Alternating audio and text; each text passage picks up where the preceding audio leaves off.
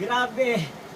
Alam mo ninyo, normally, 3 hours kinukuha yung trekking o hiking.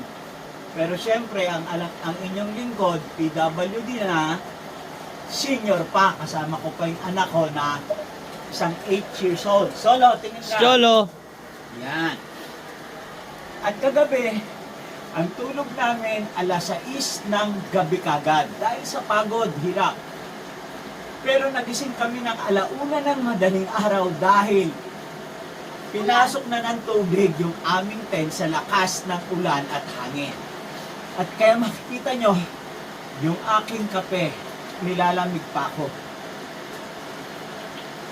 At despite of that, 2 a.m. pinilit naming makatulog.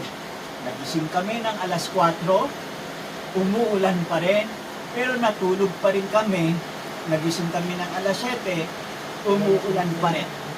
Pero, gaya ng sinabi ko, napaka-importante sa isang mountaineer, itataas, ile-level up ang inyong adversity quotient. Dahil sa pagod, sa hirap, aayaw ka na. Ako 90% na lang, 10% laglag na yung katawan ko, bagsak na bilang isang mountaineer.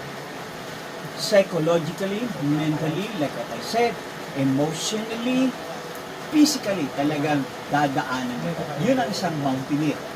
Pero ang kagandaan, kapag aming napaglabanan ito, natapos namin.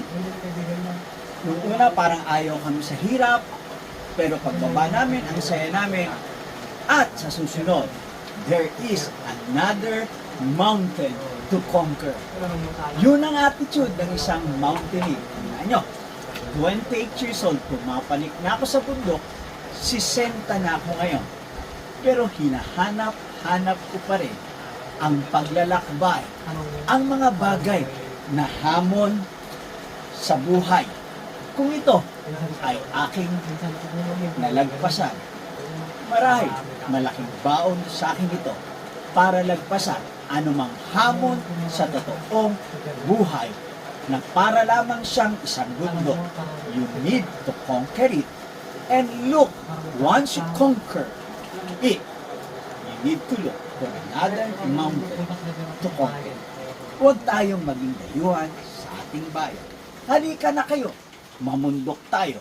Dahil kung tama ang isip, tama ang silip. Tara na!